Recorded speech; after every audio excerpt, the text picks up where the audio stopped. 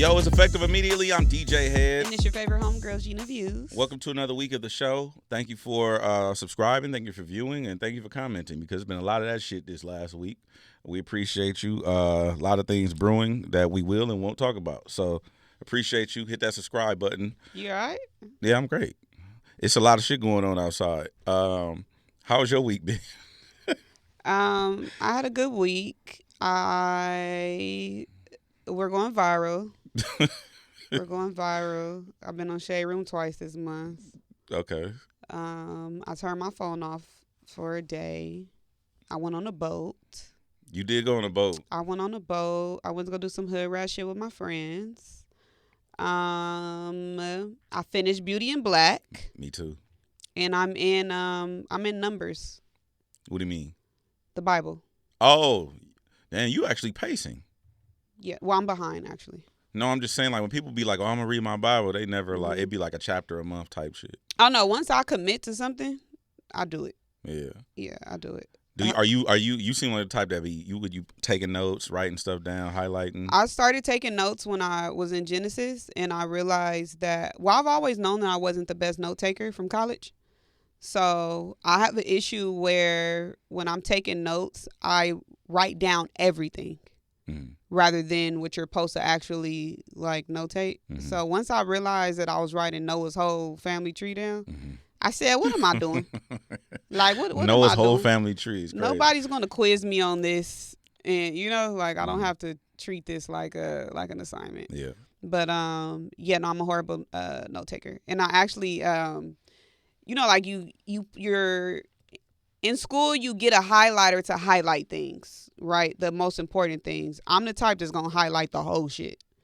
Like, it's the whole chapter, so it defeat the purpose of the highlight. Yeah, I don't know how to take notes. Like, that's just what it is. I'm a horrible note taker. You do, I mean, I've seen you do, like, okay, so is that different than, like, doing show prep?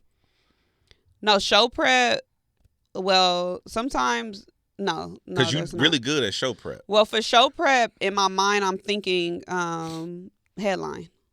Oh, okay, got you. So I'm thinking headline. I'm thinking algorithm. I'm thinking what are people most interested in, and what am I most interested in? Got it. So that's why, like with Fabulous, like, why was you in Brown Sugar? Yeah. Like, I want to know that. Like things that people probably forget. Yeah. Whatever. But how was your week? Week was very interesting, to say the least. We all over the timeline. I've had more conversations about everything that's going on than I would like to. But I will say, you know what? I'll take this moment to give us our credit, right? Because everything going on your Ari Lennox thing that went crazy, like that was a fire ass conversation between just two homegirls. Thank you. Seeing you do the women's panel was dope because I really like Libra Jolie's album. Mm-hmm. And I wasn't familiar with BK that much. Like, I have to dive into her stuff, but I went and listened to the entire Libra Jolie album because of your women's panel and because of the homie he managed her. It's hard. And it kind of made me think that I need to start listening to stuff that I wouldn't normally listen to. Because, to be honest with you, the way I consume music and media now, it'd be like a Libra Jolie will come, like somebody will send me her album, like a Mirror send me her album, whatever. I'll be like, oh, that's a Gina thing. And so I won't listen to it because I'm like, oh, I know she gonna listen to this and then present to the show or present to our listeners or our audience the right way that it needs to be served up. And I don't need to do that. But also it made me think like, damn, I'm still missing good shit. Yeah. As just a consumer. So I started just listening to just a whole bunch of just random people's music. Like just people I would just find somebody and just listen to they stuff. And I don't know specific who I would shout out, but that's something that I'm trying to implement into my regiment more. I think that's probably something that like media personalities don't talk about. And I don't even know if everybody share the same sentiment, but I actually have difficulty listening to new music now because I have to listen to it from a professional point of view rather than like a consumer or a fan. Yeah. And it doesn't, like, now I don't feel, unless it's somebody from, like, obviously Fabulous, Drake, Wale, Lil Wayne, YG. Whatever they drop, I'm going straight to it. Yeah. Like, regardless of what's going on, I'm stopping, drop everything, Craig's in Trouble, come quick. I'm going straight to my music app to listen to them. But anybody else, it feels like a job.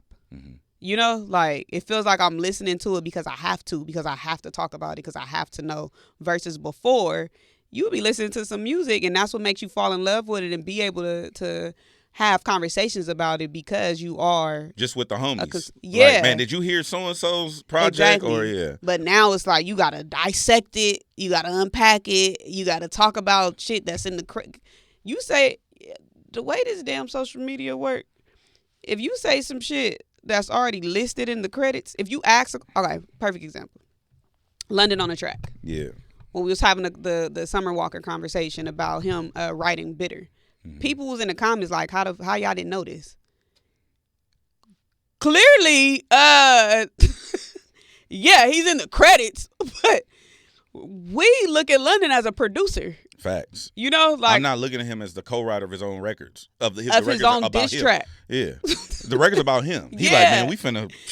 Yeah, so it's like when we talk about music, like people expect you to be an expert, and it doesn't matter what generation you're born in or what era you were raised in. People was in my TikTok comments. Remember we was having the City High conversation, and you were saying that it was a throuple. Yeah. So obviously, Carmel, that group was out in 2001, 2002. So it was people in my comments like how she didn't know this, and I asked the question, what was you doing at 6 years old? What was you doing at 6 years old? Right. You know, like... You wasn't in grown folks' business. You wasn't in grown folk business at. The same thing with the... now, I think a lot of people didn't know this, though. The Party Up thing with DMX. Yeah, I mean, we kind of knew, but I get why people wouldn't know. That's still something that, obviously, if you was 2 when it happened and you don't have social media, you know, like... You don't know, so it's like these days, like nigga, I was 2. It's like I was 2. I was a kid. Like now, I didn't have adult teeth, bro. No, probably couldn't read. Yeah, you know, like, but it's just even still like we didn't have social media back then to give us backstories and you know and things like that. Most of the things you have to find out in interviews. I wasn't watching interviews for real when I was a kid. Did I watch 106 in Park? Yes, but they never really dived deep into like deep depth conversations about that wasn't for that. That wasn't for that. I don't even know if it was. I think that's what the magazines was for. Nah, Julissa had a show. Remember, what was Julissa's show called? Julissa had a show. It was a one-on-one, and that was kind of a deep dive conversation type. And Jaleesa's show probably came on while we were at school. Touche. Because after 106 and Park went off, it was either shows or movies. You right. I only remember 2 occasions. We didn't even get to see Rap City. You're right. That shit came on early. Rap City came on while we were still in school. But I remember Julissa had a show, and I remember Teen Summit. Okay, and I never seen Teen Summit. Okay. I know of Teen Summit because of, you know, obviously that's part of the culture, but I can't even remember. I don't remember who hosted it or none of that. She recently passed away. I don't want to say her name. Ananda? Wrong. No, What's she was on MTV. Name? Ananda Lewis. She was MTV. She wasn't on Teen Summit? That wasn't MTV, was it? That was BET, I think. We both got computers in front of us. She was on Teen Summit. That was something that people that said when she passed away recently. Okay. I believe she was. Again, I never seen it, so. Oh, yeah. It was Ananda Lewis. Rest in peace to Ananda Lewis. That's crazy. You know what I keep forgetting? We know more as adults. I didn't know back in the day that, like, MTV and BET was the same kind of company. Like it's a company. It's a company called Viacom. So MTV, BET, VH1, they were all owned by the same company at one point. So then, you know, it was easier for people to move throughout with the networks and whatnot too. When you were a kid or younger, did you think that BET was only for black people? Okay, I had stages. As when I was a little kid, I didn't know what the fuck BET was, because when they were like, it's black entertainment television, I was so naive that I didn't know the difference between black television and regular television. I didn't know that it was like, no, this is for us, by us. Mm-hmm. I didn't, and it was a dude named, I think it was Bob Johnson, who was the owner of BET. And I started learning about him as I became in adolescence. But then when I started watching the video shows, the Rap Cities and the TRLs, like I was a TRL kid because to me, it was marketed to me in a certain way. And I didn't know no better. Like, I didn't know that this was our program. This is for our programming over here. And this was like kind of like their programming. And it was just the way that it was marketed to me. So I had 2 iterations of thoughts on BET. I thought BET was one, a lower tier.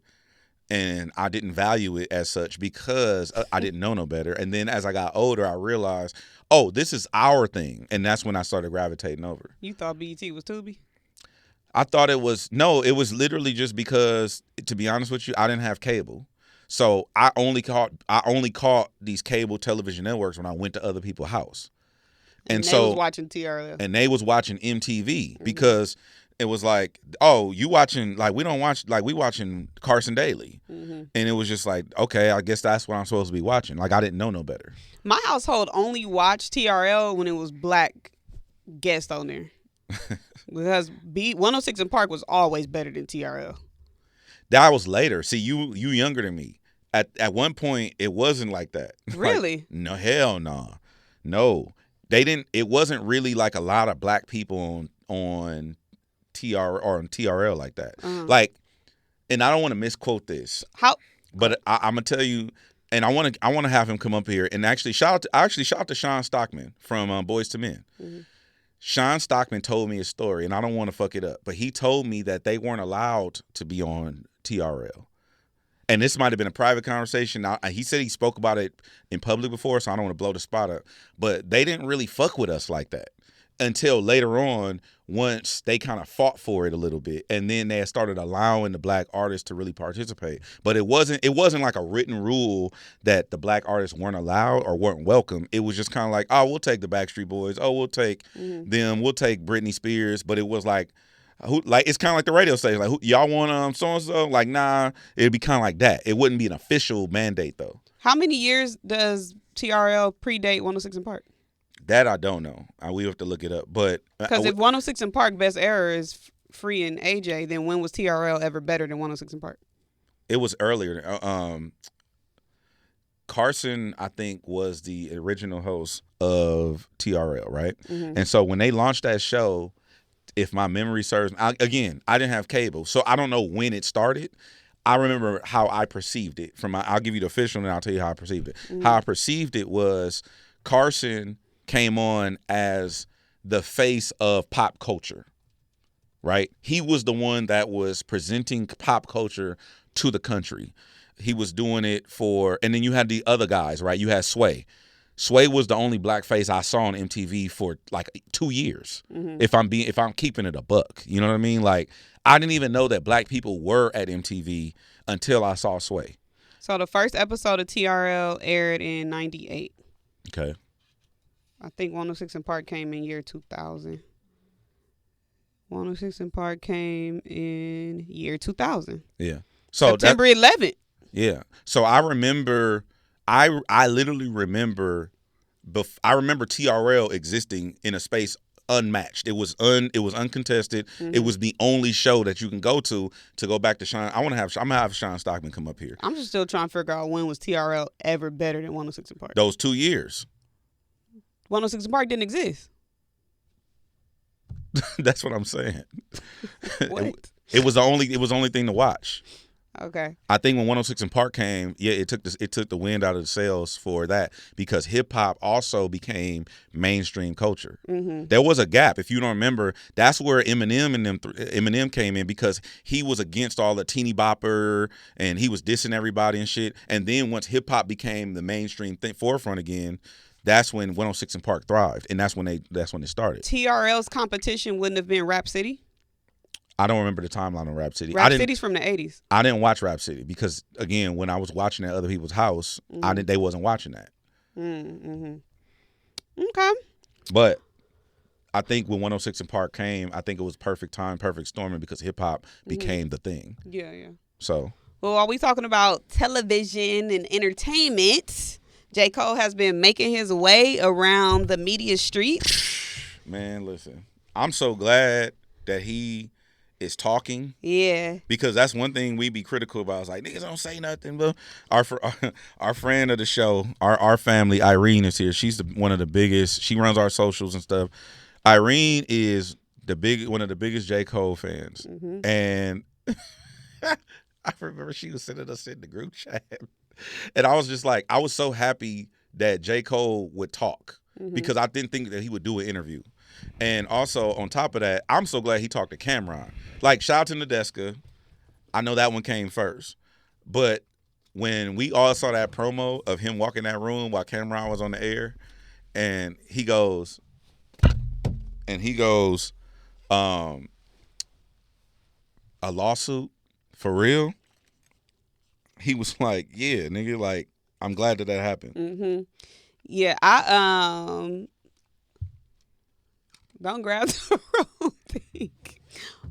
Did you grab the right thing? Did you grab the right thing? Okay. What?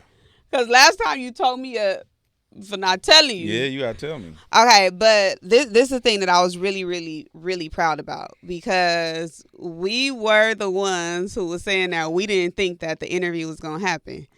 And I think the last time we talked about Cameron and J. Cole, I said, like, Cameron deserves that interview. Yeah. When I saw the clip, like, with the promo of it, of him, like, fake, like, crashing, the studio and stuff, I was so freaking happy. Yeah. I was so freaking happy, because it's like, that out of all the interviews and everybody that he sat down with and stuff, I felt like Cameron was the most deserving of that. Yeah. I think he was the most deserving, but I also think that it was like, that's those cultural moments that we look for. Yeah. That's those moments that you be like, damn, you remember when J. Cole pulled up on Cameron? That's going to be one of them. Yeah. And it's kind of like the Control verse or the Like That record, or, those types of things, like, or even when I remember when I think it was when we found out that Drake and Future was doing What a Time to Be Alive. It was like one of those types of moments. It was like culturally impactful. It's the two niggas that's running shit, and it's like, oh shit. Cameron is obviously one of the a juggernaut in the media space at this point. And then J. Cole dropped his biggest album ever at this point. He's gonna go on his biggest tour ever, and them linking up, and then having the conversations that we want them to have. Yeah. So I was like, this is fucking dope. Yeah. What's your take on the actual conversation with him and Cameron? It was a couple of them. I love the way that J. Cole was engaged, in the way that I like that Cole kind of got carried away, and he kept like saying that, like, my bad.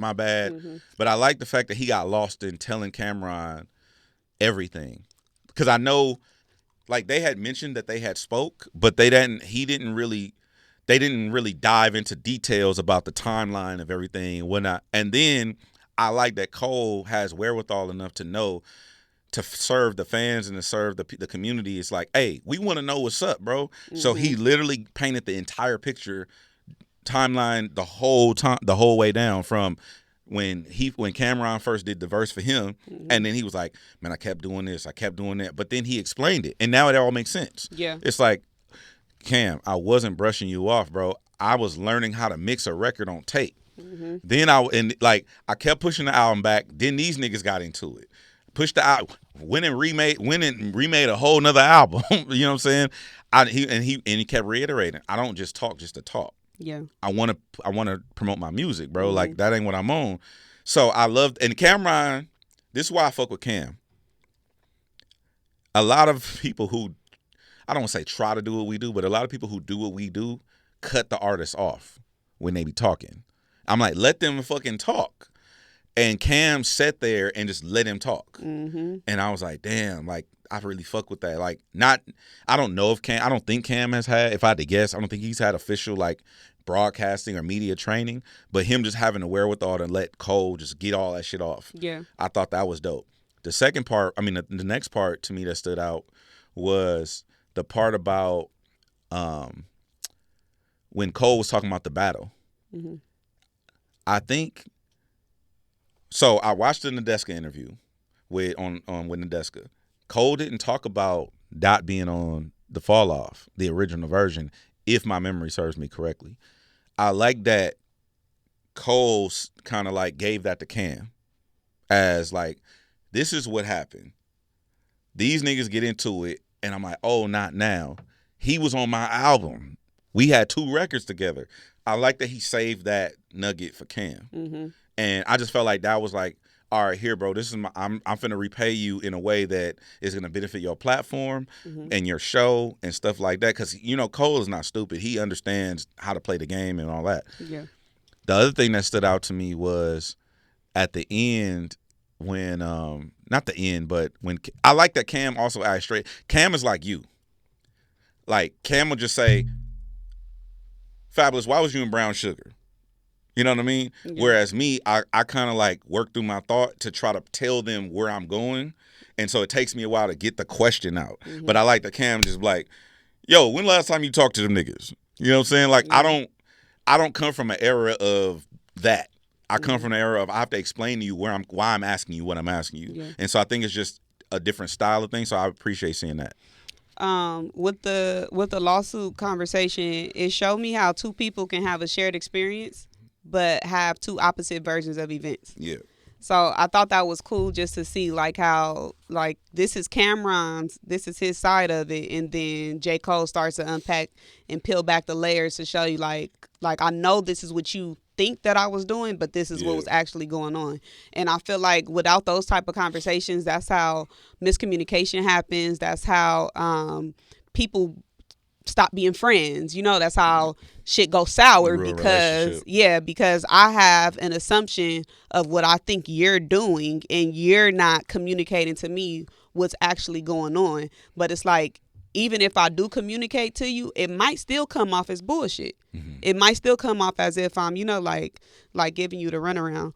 I know you mentioned that he didn't give, because I didn't watch the Nadeska one, but if he didn't give her that, another thing that he said he was not going to give us was the actual situation with the Diddy fight. Yeah.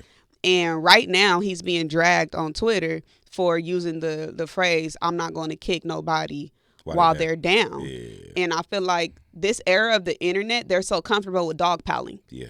And that's one thing that I said when I got fired. Like, with dude, like, just because everybody else going on press runs and talking about this shit everywhere and stuff like that, like, I'm not finna do it, even though I'm probably gonna go viral for it. Everybody want to hear what I got to say, being the only female, like in a situation. But I think it's just so corny to kick a nigga while he down, even with them being the scum of the between my toes, like even with you being the most shittiest, nastiest, just demonic, evil motherfucker. Like, to me, you a pussy if somebody already down and then you dogpiling and jumping in. And that's, to me, not saying that with this situation, but like with people like that want to jump in and want to like jump on the bandwagon and like tearing somebody up, you're the example of a buster ass bitch who would kick somebody while they getting beat up, but you wouldn't take off first. Right. You're not gonna get cracking first, but you gonna take off while other niggas is like, like jumping on them and stuff. So I really do appreciate that he said that, and I appreciate that he kept it real. Like, no, it happened. The version that y'all have is not true, but it did happen, and I'm not doing it right now because that would have been everywhere. That would have been everywhere. That would have been on CNN. Mm-hmm. You know what I'm saying? To that point though, he said that Punch version wasn't accurate, and I saw Punch post cap on X, and so that story has been told multiple times to my knowledge, right? Yeah. I wasn't there. I can't speak on it, but I have heard two different stories of that incident, and they sound similar to what is out there. You know what I mean? The stories that I heard, they all sound similar. Right. So, but it's a game of telephone. Yeah. And so I do appreciate him. I like that Cole has been very transparent this whole time. Mm-hmm. I won't say this whole time. I mean, he's done 2 conversations that I've seen. I know he's doing other ones now, but there's been 7 p.m. in Brooklyn too. Oh yeah, shout out to Kaz and Mello and them. But I think from the perception, again, we don't know, because I know niggas like to act like we know. I don't know. I don't know what where his press run is looking like. Mm-hmm. But it appears that he's going into these rooms with people with no sheet. They send us a sheet saying you can't talk about this, don't talk about that. It seems like he's just going in and just being honest. Yeah. And I fuck with that. Yeah. And I think that, and to your point, I think that that's fair for people to say what he said. Instead of sending us a sheet of saying, don't ask Cole about the Diddy fight, when Cole is here, be like, hey, I'm not getting into that. It happened. Yes. It happened, bro, but I'm not finna get into that. And then we'll move on. Exactly. You know what I mean? Yeah. And then if those people choose not to move on those respective platforms, then just not to fuck with them. Yeah. But I think it's kind of weird when people try to control the narrative ahead of time. Mm-hmm. It's like, hey, bro, just come in and have a conversation about the things. You know what's going on right now. You know what people want to know about, and you know why you're here. Yeah. So let's talk about things, and whatever it is you don't want to talk about, just say I don't want to talk about it. Now, if you saying I don't want to talk about it, that creates a story in itself. That's probably the only reason I see us not bringing something up. Mm-hmm. But I really appreciate Cole being willing to stand in the line of the fire of everything that he's been going through, including when he addressed the apology. That's the other thing that I wanted to talk about too. I've heard different renditions of how that went down. It's pretty accurate to what Cole said. Mm-hmm. Cause my homies I got a couple homies that's over there with him, and they're like, man, I'm not fucking with that shit. Like to this day, I don't like that he did that. You know what I mean? Like he got on that stage, he didn't. And the thing is, when it all went down, and I don't think I've ever told. I think I've ever spoke on this.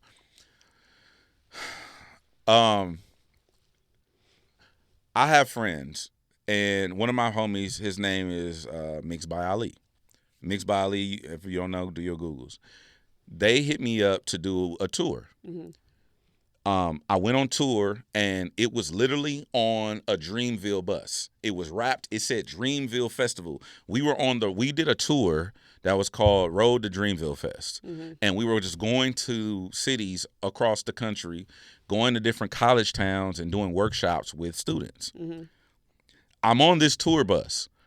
The beef starts to get cracking. Mm-hmm. While I'm on the fucking Dreamville tour bus, okay? Like, I've never told this story because it's just like, it didn't make sense at the time, but I have a point to this. Mm-hmm. So everything is going down all at the same time. The tour ends at Dreamville Fest, okay? So we're going city to city. We hop off the tour bus. We go to the college. We do a workshop. I'm hosting the workshops. Like I'm the one hosting the damn workshops for the Road to Dreamville Fest. Mm-hmm. And as we get towards the end of the tour, the beef is starting to heat up. Cole drops this.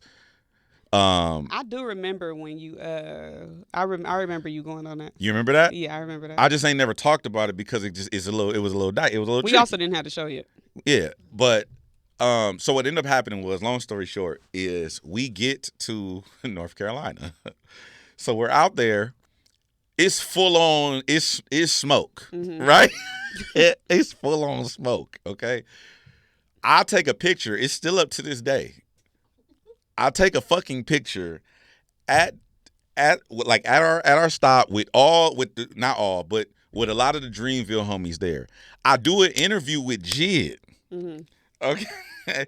I'm wearing the Mr. Morale and the Big Steppers hoodie. On purpose. Right? Hosting the Dreamville shit. Messy.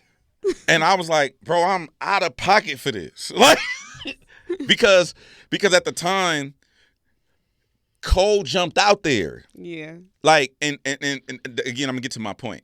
Cole jumped out there. So I'm like, oh, that's okay, this is what it is. Let me tell you what's up with me. Mm-hmm. I'm not finna make no announcements or nothing, but I posted a photo at the thing, front and back. Yeah. I got the you see just Big Steppers on my shit. I'm just like, you can't even see my face. It just say Big Steppers on. So I post that, right? And I remember shout out to the homie Barry Hefner. Barry walked in. If you don't know Barry, Cole mentioned him in the Nadeska interview. Barry manages Jid, and he's Earth Game responsible and all that. But Barry walks in and like, oh hell no, nigga. Barry immediately goes up, nigga. Fuck all that, nigga. You know where you at, my right? So he going up, right? And that's my bro, like that's the homie, like that's my nigga for real. So we didn't get into it like it was an issue, but we having like a friendly, like you got me fucked up moment. Mm-hmm. And so He like, man, he got these California niggas out here. Woo, they all on niggas is doing our shit. Like he fully engaged in that energy of what J. Cole described talking to Nadeska. Like, I'm not fucking with this shit. Like, nigga, fuck all that. Fuck all the kumbaya. If it's up, it's up. So, long story short, I did that. I made my move. Just on some like, hey, here's my little subtle, I'm this where I'm at with it. Boom. My point is, it's like two niggas that have been consistent the entire time. It's Cole and fucking Barry, right? Yeah. Cole on one side of the fence was like, bro, I feel amazing.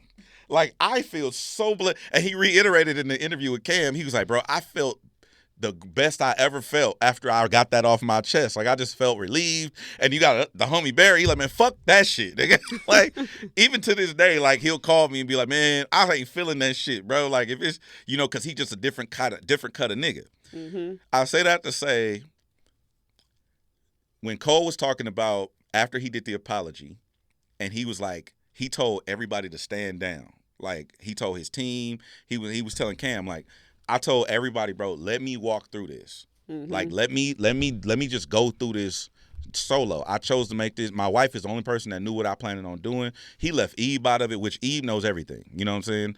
And he didn't tell nobody.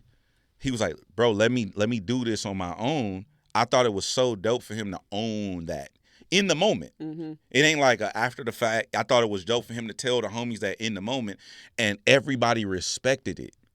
We didn't get no diss records. We didn't get no responses. You might have, like, we had backdoor, like, conversations and groups and texts and shit like that. Right. But there was no public statement from anybody. Mm-hmm. You never got nothing from Boss. You never got nothing from Jid. You didn't get nothing from Kaz. Kaz is from L.A. You know what I'm saying? And I just thought that it was like, damn, bro, like, I really respect that, because protocol is lost in this day and age of social media and clout. Mm-hmm. The second thing that I really respected and fucked with was how Cole kept it real. Like, bro, no. I chose to do this, and my niggas wasn't going. Yeah. You know what I mean? So not only did Cole have to fight the internet, the world, and everybody kicking his back in, he was fighting his own niggas about it. Mm-hmm. And through all of it, he's like, bro, I feel great. Yeah. It's like, bro, I'm not there mentally. I know you be talking about how you not where I am mentally. Mm-hmm. I'm not there either. Yeah. You know what I'm saying? That's a different level. He, I feel like he also spoke from a fan's perspective that hasn't really been acknowledged, and it's probably an unpopular opinion, but the fan who's actually split down the middle, and he said that during that time that in 2024, when everybody was beefing, it was like politics. You either Democrat or you Republican, which is freaking real. Mm-hmm. I'm from the West Coast, but Drake is my favorite rapper. Yeah.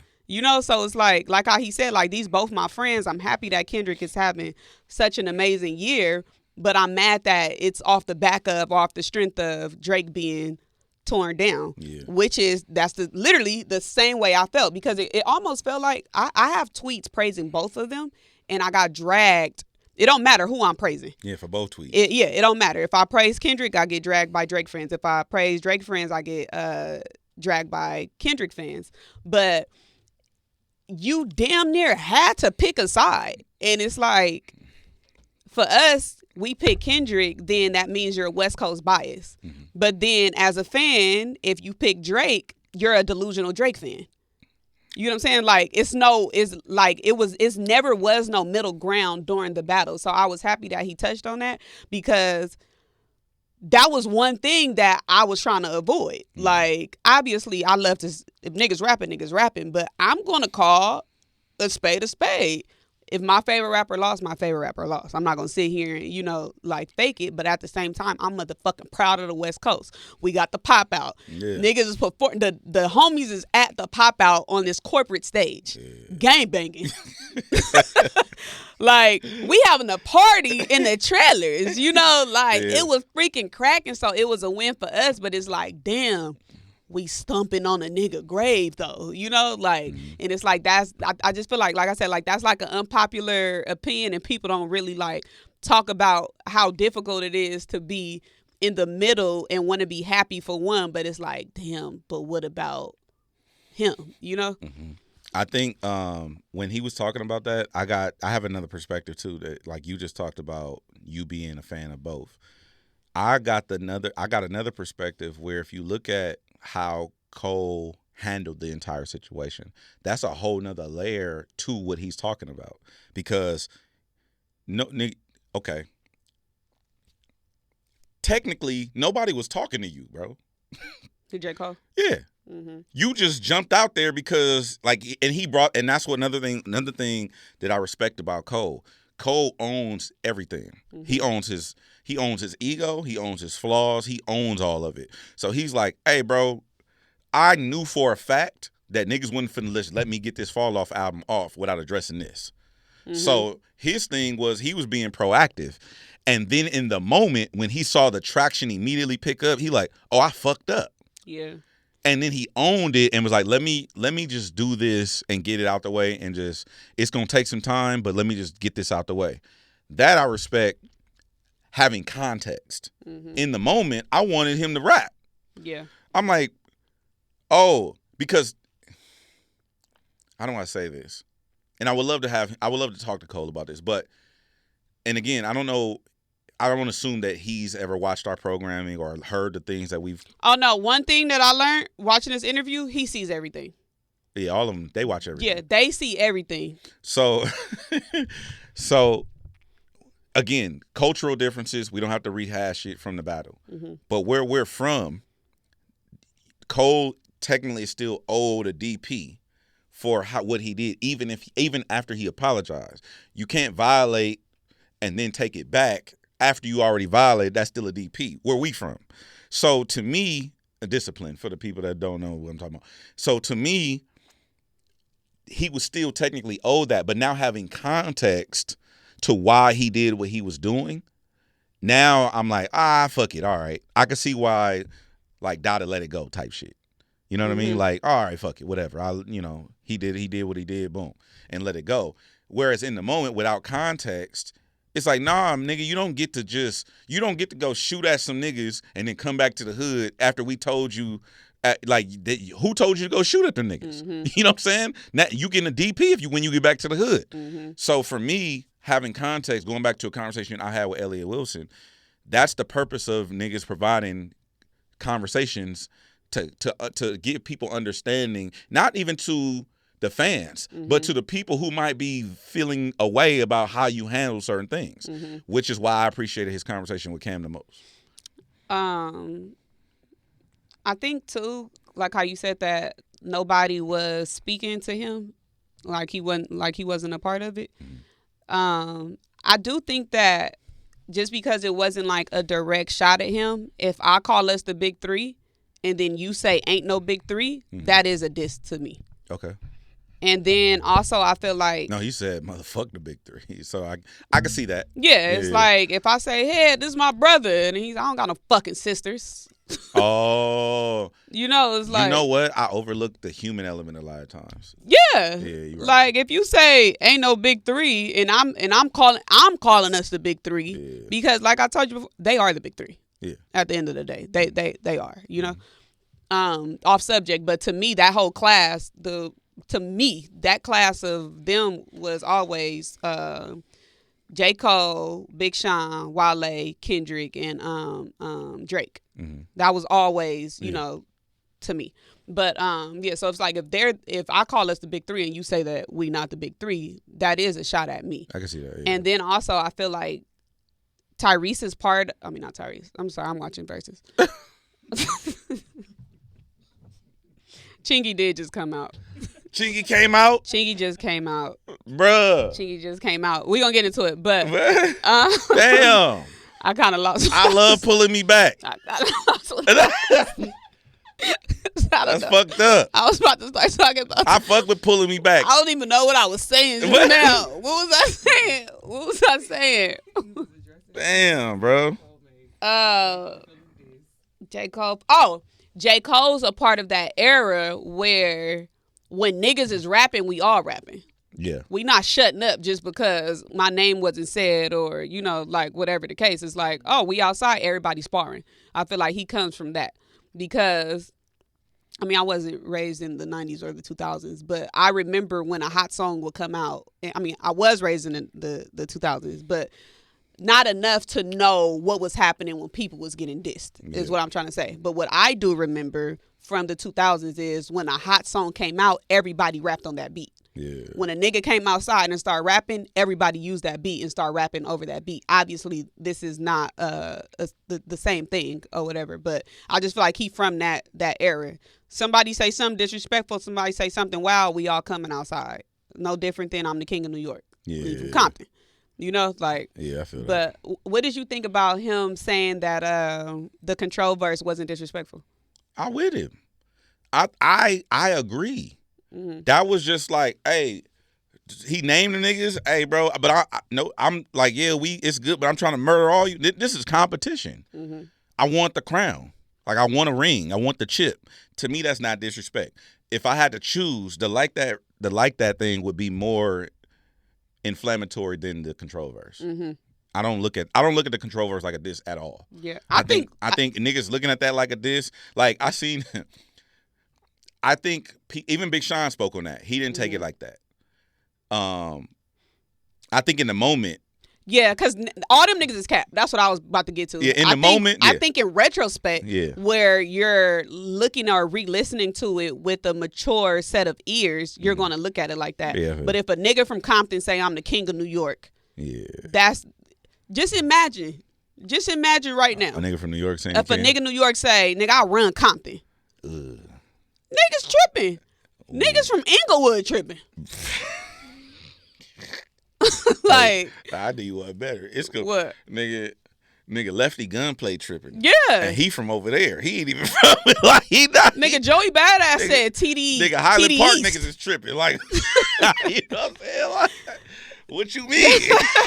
and then the niggas from Paramount calling the Compton. Hey, y'all going for that? Yeah. Like niggas, it's charging everybody up. Yeah. Like, but it's no different when you like Jay-Z just did the interview with JQ. I mean, with Jay-Z did the interview with GQ. Yeah. And in that interview, he spoke on how he doesn't think that battling needs to be, like part of the like we don't need it no more. It's not essential to rap culture. I know the battlers wasn't fucking like with right that. now. The battle rappers wasn't fucking with it, and I seen a whole lot on my timeline, but I don't think that he was referring to the battle rap sport. Yeah. I think he was just referring to diss tracks and battle beef, rap beef and stuff like that. I agree. But you're going to have that point of view when you are the person who was a part of maybe the biggest, or he kind of called it the second biggest. Yeah, it's the second biggest rap beef of, the rap culture. But you're going to look back, you're mature, you have more money, you have more businesses and things like that. So when you look back at it, same thing from the control situation. When you look back, you like,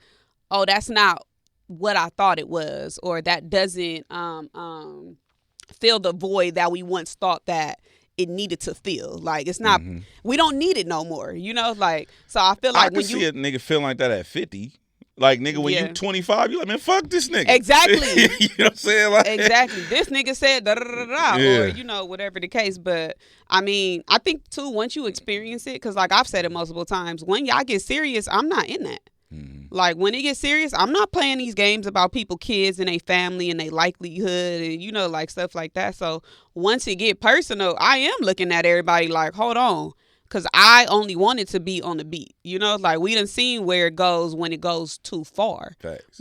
So I think like looking at it, going back like with mature lenses and a new set of ears and looking at all of the backlash and, the result and everything that happened from it, it does make you say, we don't need that. And the example that he made is what it does to people. Yeah. I don't think that diss tracks and rap beef had the same effect that it does now. I don't think it had the same effect in the past. No, because it didn't affect people's lives, and I don't think, and nobody takes into account that we didn't take social media serious until this is like a new thing, not to the new generation. They look at me like I'm crazy, but this is an old nigga talking. When social media first like really cracked off, it was a big ass group chat. It wasn't CNN and Fox and MSNBC, they weren't on Twitter. You know what I mean? It was just a group chat that people just like, we was talking about sports and music and culture, and it was rumors and talking shit. We were saying inflammatory, crazy shit on social media. people were posting pictures with, remember the HDR filters on Instagram? Niggas was posting pictures of like they feet and just it was just goofy shit. It wasn't serious. Yeah. Now you can't get that off because the way that time has evolved these platforms. That being said, I understand his perspective on the effects of the battle of the beefs. Because we used to buy DVDs called Beef. You know what I'm saying? They were literally called Beef, and it was about niggas beefing and beating each other up and fighting and shooting, and like it was a lot of bullshit. Like it was those are the two most popular DVDs. It was Beef and Girls Gone Wild. Yeah. You know what I'm saying? Like Okay. It was just some bullshit, and they were infomercials being ran all on TV about, man, check out 50 Cent and Murder Inc. You know, they battle it out. And it's like, nigga, that's what we was consuming. It wasn't on social media, and it didn't affect people's lives and their money.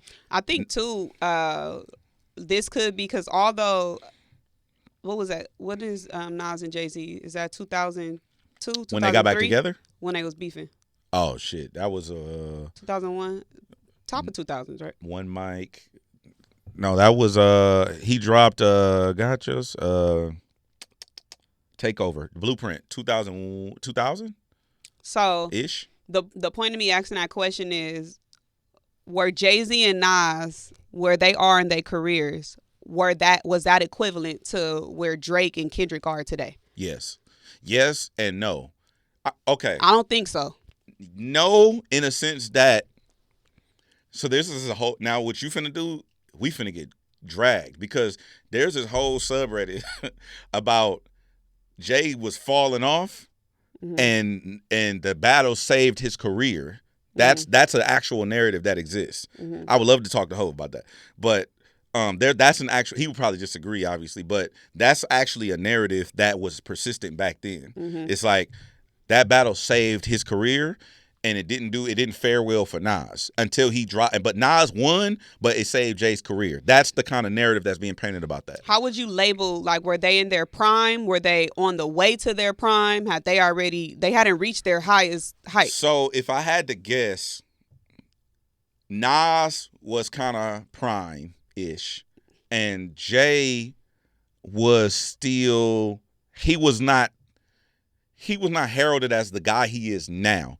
After the Blueprint came out, it was like, oh, Hov's the guy. That's what I'm saying. So this beef with Kendrick and Drake happened when they're already mega stars. Yes, correct. So it's going to have a bigger effect Different on impact. Drake and Kendrick right now versus what it would have on Nas and Jay-Z in the early 2000s, if that makes sense. So the response or like the result of a rap beef is going to be different depending on the level that you are in your career. Yeah, I feel that. You get what I'm saying? Yeah. Because I don't think that y'all would have ever anticipated. Now, obviously, times are different, but nobody ever thought that we would see a diss track being performed on the Super Bowl. No, and Hov talked about that.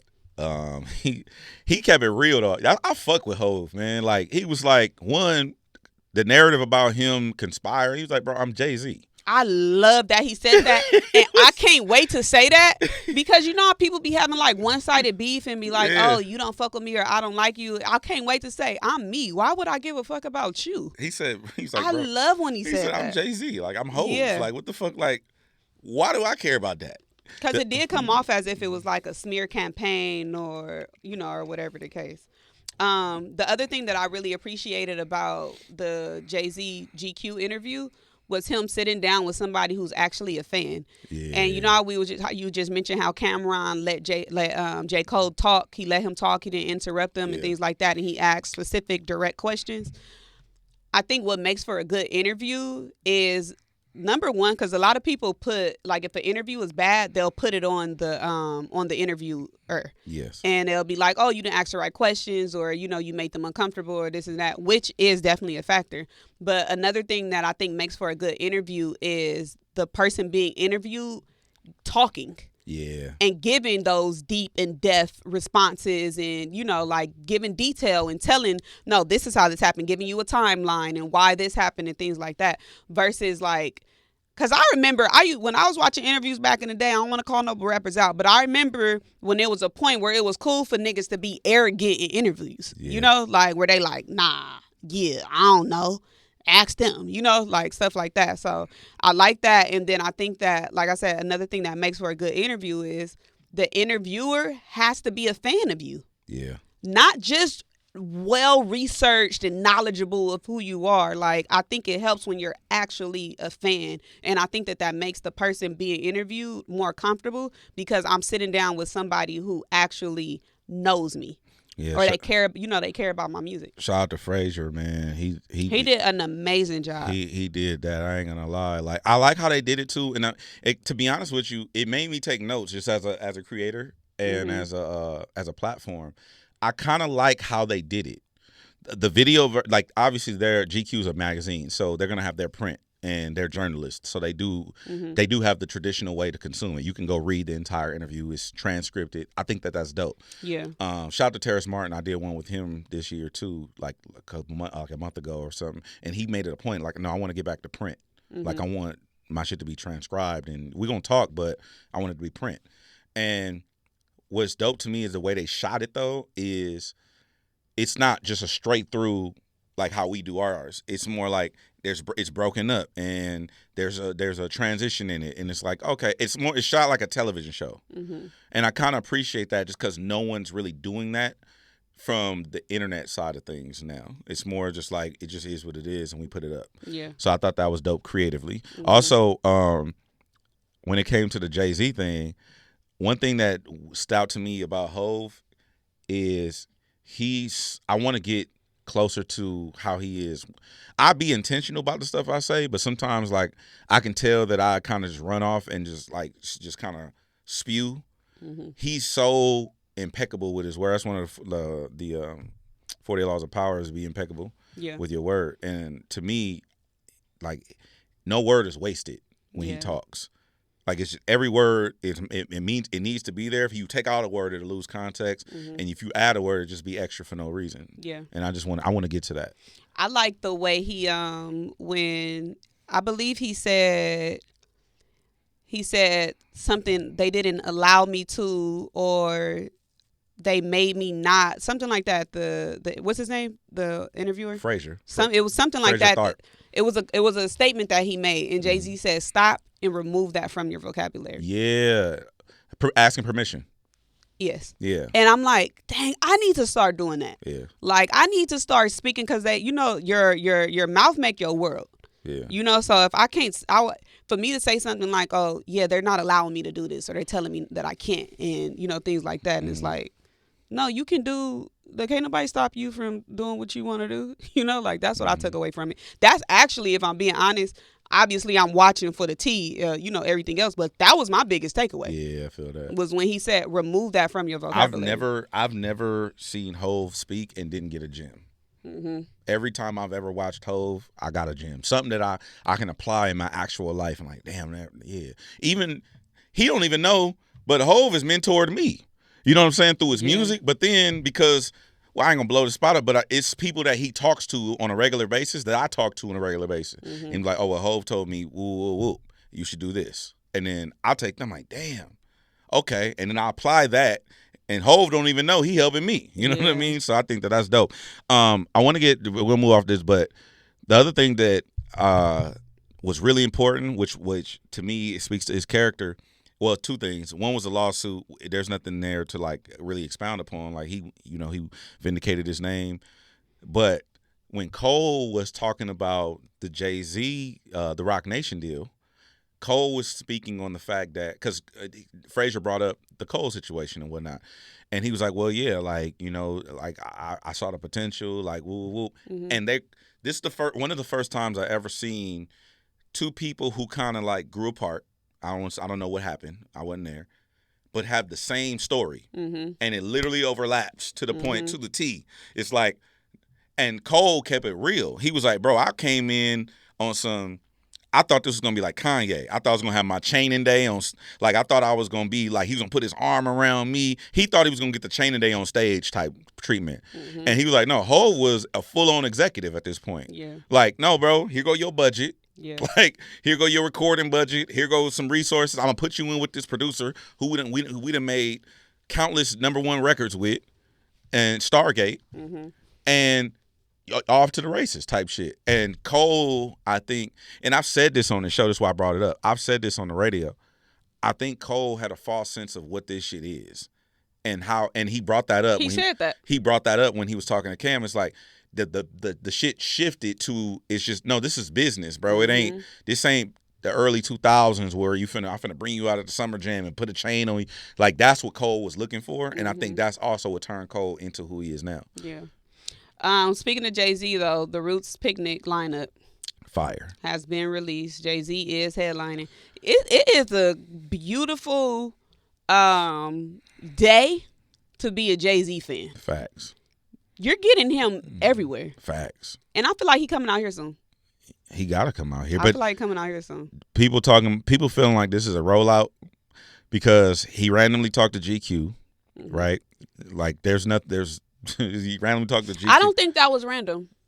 No, I don't think so either. I don't think that was random. Jay-Z don't do random shit. That's where I was going with this. It was a part of the interview where they spoke about how they were emailing back and forth and how they was talking about his lyrics and things like that. So I don't know this. Obviously, we don't have any information, but I understand how things can be set up. He probably did a write up about him. They probably was emailing, talking about it. He probably reached out to him like, I like it, the write up. I like what you did. You know, I want to come sit down with you, or something like that. I don't know.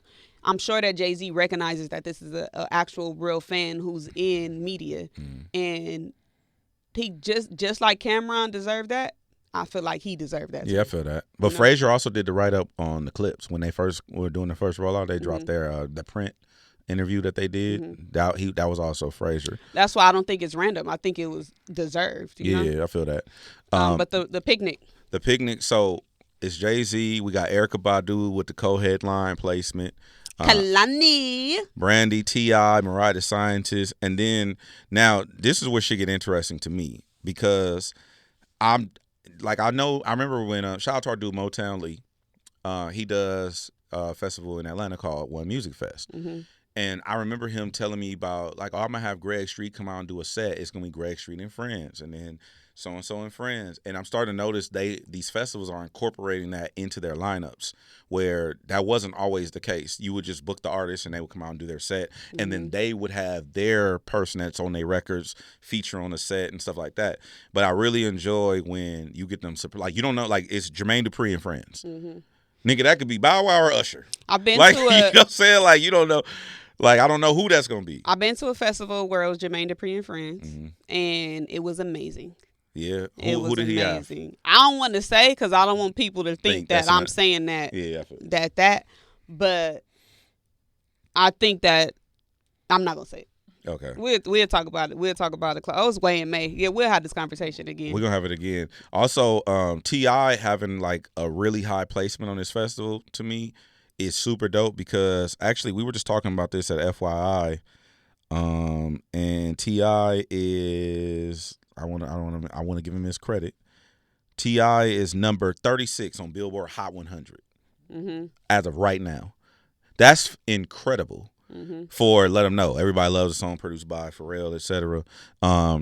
It's been on Billboard for 8 weeks and it's already at 36 with a bullet, meaning it's climbing.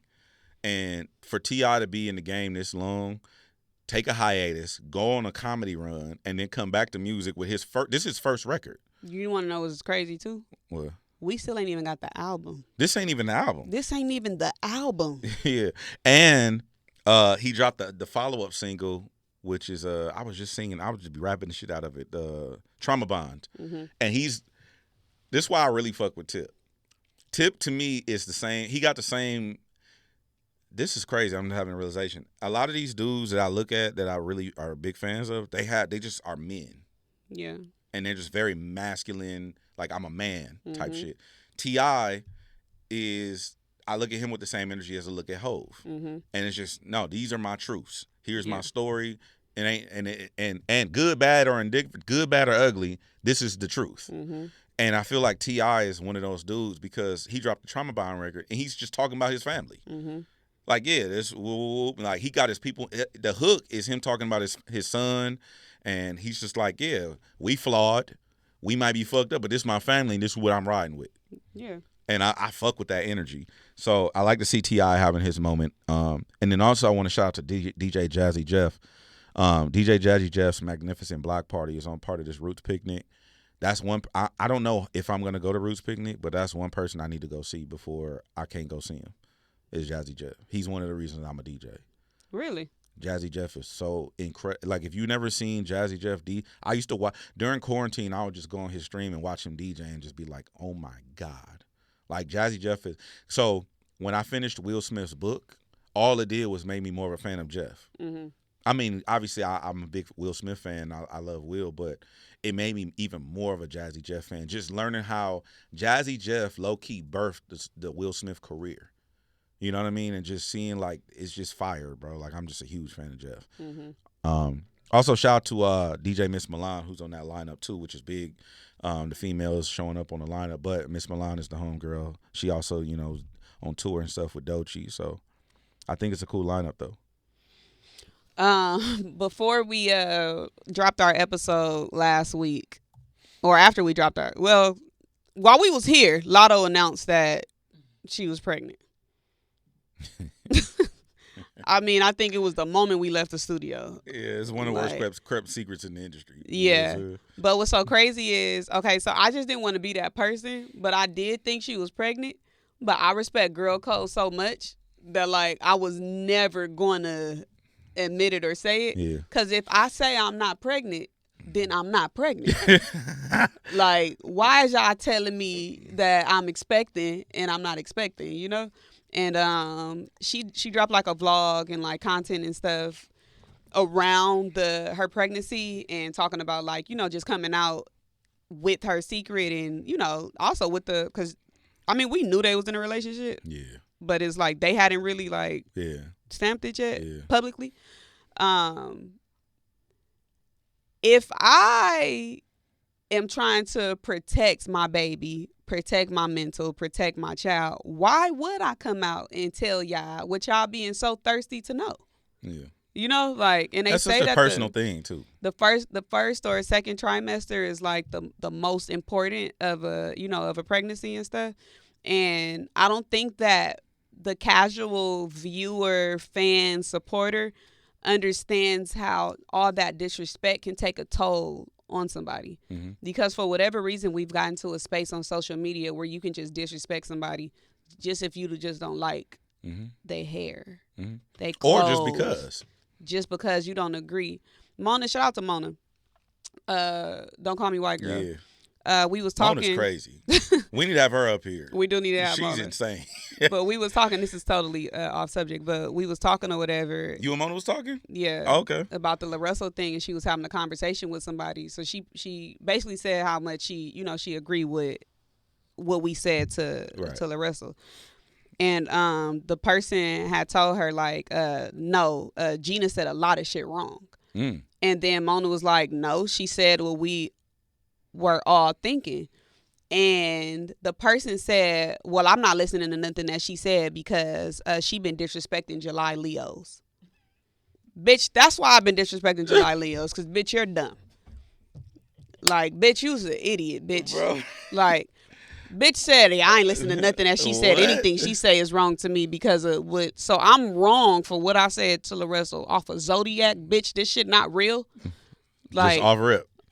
None of this is even real. Yeah. Like, and it's like, boom, Latto come out. She says that she's pregnant. She dropped the pictures and things like that. And the first thing everybody run to is, so you gave a nigga a baby who already got 3 kids and a wife. Where's your mama and your daddy at? I'm not even asking for a response from anybody to tell me that. But the way that the pot be calling kettles black is so crazy to me, because it's like, now I'm not saying that we should be out here normalizing broken homes and broken families, and I'm not saying that that's even what they have going on, but the way that we judge people's situations when people will have something to say about Cardi B nigga cheating and all of that, your nigga's probably fucking your friend right now. Why you on the internet? Why you on the internet talking about another bitch? You know, like, it's just so crazy to me. So I commend Latto for being able to even hold that streak at that long. Because one thing about it's like, we're girls. We want to show off. We want to show little baby bumps and the milestones and things like that of our life, you know? And it's like, if you're a first-time parent, I'm going to assume she's a girl mom. I don't know. Did they release a gender? I don't know. Yet? Let's say if it's a, I can't even fucking say that. They're going to say that I'm saying that. Yeah, it's going to be an announcement. Yeah, it's going to be that. I don't know. But if I'm a girl mom and I'm excited and stuff like that and I got my little cub, you know, like, I'm going to be excited to talk about it. And it's like, I can't even talk about it and shit because the way y'all drag people for being human. Mm-hmm. You know? Well, everybody's better. Everybody better than everybody think they better than the next person. Yeah. It's like what we talk about. Everybody think they're bigger than the program. Yeah. And you not bigger than the program. And I love to put a mirror in front of a motherfucker. Yeah, nobody bigger than the program. Also, you know what's interesting though about the Latto thing? For me, well, one thing that stands out to me is when like you be on your girl code tip. Because when it came up and initially the rumors hit, you were like, bro, a bitch can't be on her period in peace. Like, so you not only are girl coded up, but you also provided an out. Like this is the, you know, what I'm saying? You know, I'm that friend. Yeah. Well, hello, she ain't with me. You know what I'm saying? She's not here. Yeah, she not here. I'm outside her car in the driveway. She dropped it off. Like you that friend, right? Yeah, I'm that friend for sure. You know what I'm saying? Because that's the other thing. Is like, since when does like, why is a celebrity being pregnant everybody else's business? Mm-hmm. Right now, the internet is speculating if Glorilla is pregnant. So fucking what? Like, y'all think I'm not fucking? Do we gotta have a conversation about the birds and the bees? When you fuck, you get pregnant. Yeah. Like, why is that breaking news? You know, like, it's just like, I mean, I kind of understand with Latto because one thing is like people, they hadn't confirmed for real if they was in a relationship. Yeah. But it's like, we're in an era where like the news day is so motherfucking slow every day that a highlight of our day is another bitch pregnancy. Or Cardi B eating crab legs, crashing out on her baby daddy. Like, yeah. Like, oh, she's pregnant. Like, it's like, now I remember when it was like, oh, is Beyonce pregnant? Is Rihanna? Like, I remember that being a thing, but it's like the way that we see titties and pussy on Twitter every day, why is we still so shocked by a baby bump? Yeah. We're all fucking. Yeah. I mean, look, you had a point. So this what I wanted to say this about the Latto thing though is for me like when I look at the Latto situation specifically, mm-hmm. It's like, yes, she had a baby. I mean, she's pregnant. Okay, cool. To me, I don't necessarily understand why people they immediately go to the negative, like what you were talking about, because there's so many other things that there are other components to that, mm-hmm. right? My other thing though, I'm just countering your point. My other thing to your point is, if she makes an announcement and it's a rollout, then people have the right to engage. Yes or no? Yes. Okay.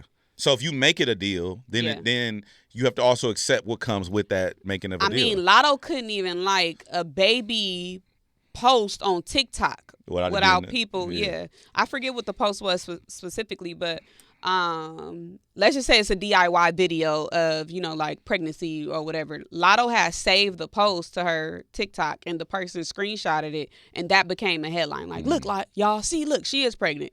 And it's like, so we just don't have any like respect or sympathy at all for a pregnant woman. Yeah. Like, is that where we are on the internet? And like you said, people rush straight to the negativity. Mm-hmm. Like, I don't know if everybody, parents got married before having sex and consuming, or having a child. But the majority of us, a lot of me and my siblings got different parents. Facts, me too. Like, so it's like, why is now we have to hold this standard for these freaking people because they public figures? You get what I'm saying? Mm-hmm. Like, this is not fair to me. But Tyrese is whooping feet right now. Yeah, for real? Yeah. I've been taking tally this Oh whole yeah, time I got a whole graph. Look at the thing. I got a whole little Excel bro. sheet. Why you got a sheet in here with the? Bro, you know what's crazy? Like, I don't know if you like. This gonna sound. Don't disrespect. Okay. I don't know if you like retarded or a genius. Like, like you know what I'm saying? Like, you know what I'm saying?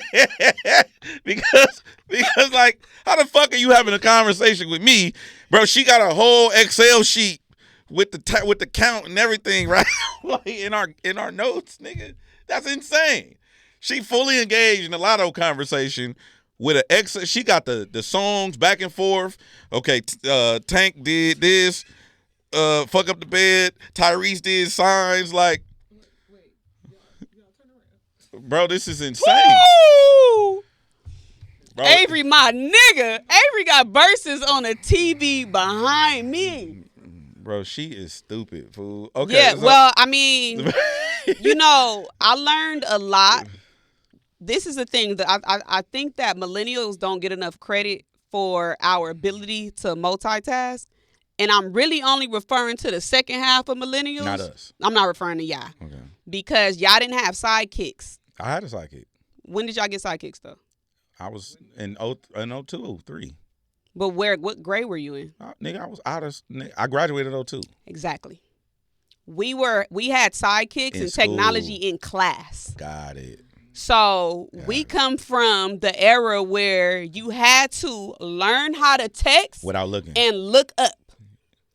I can text a whole conversation right now without looking down. Only text though. Typing. Y'all can do that. Y'all can type.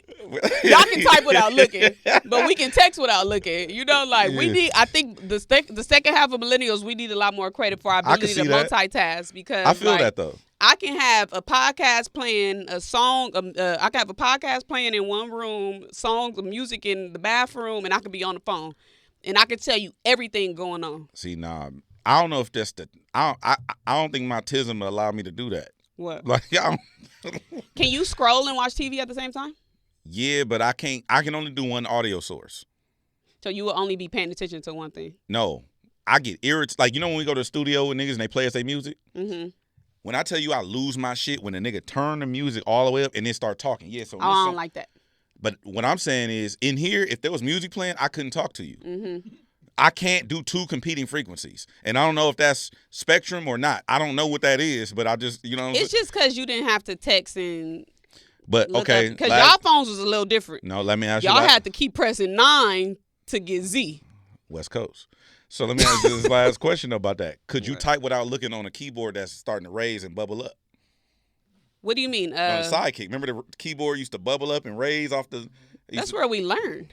Oh, shit. We learned on the sidekicks. I know, but you remember when the keyboard started to, like, bubble up? When it was fucked up? Yeah. Well, all my phones was fresh. Oh, my God. All right. But... I ain't even getting this privilege.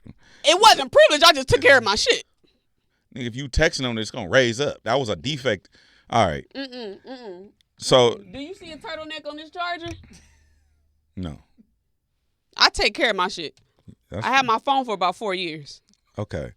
I'm gonna skip a couple weeks. I want to get to this because we got to get out of here. But so, shout out to the amazing, illustrious Amanda Reefer. Okay, I really fuck with her. Shut up, Nay. I fuck with Amanda Reefer. I go have a meeting. I go have a meeting somewhere at a restaurant. I'm about to wrap up the meeting. In walks Amanda Reefer with her friend. She's like, oh my God, hey. We like, hey, I give her a hug. Didn't want to let go. Give her a hug. I let her go. She goes, and I'm like, she go eat. They eating at the bar. I'm sitting in my seat with who I'm having a meeting with. We finish. I get up, I leave. I'm like, he leaving, I'm leaving. We walking out the door. And as we were walking out the door, literally I hit the valet. I'm outside and my phone is ringing and it's her. And I pick up and I'm like, yo, what's up? She like, I know you didn't just leave without saying bye. And I'm like, here I come. I'm not finna argue. So I just walk back in and I walk up and she's like, you just gonna leave and not say bye?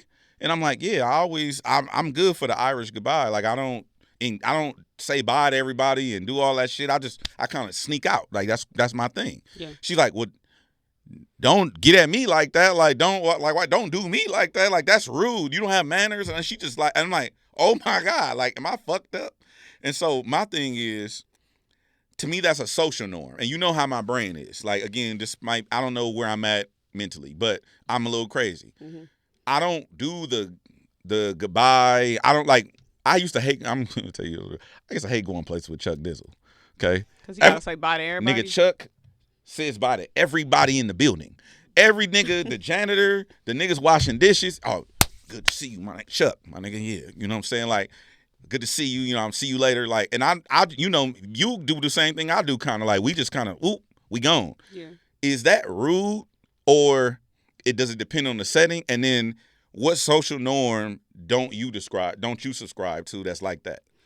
Okay, so shout out to Amanda.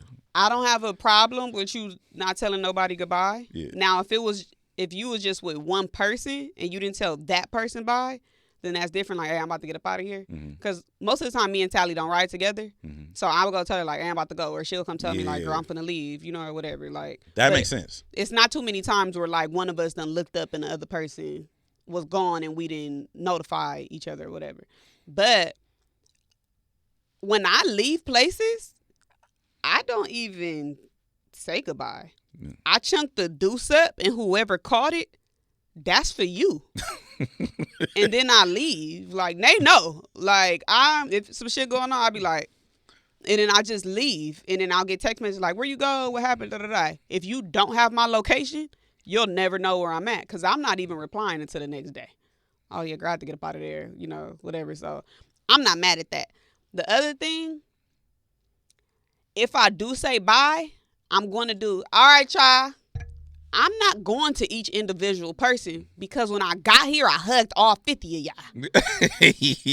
I'm hugging everybody. Hey. I hate that. Yeah.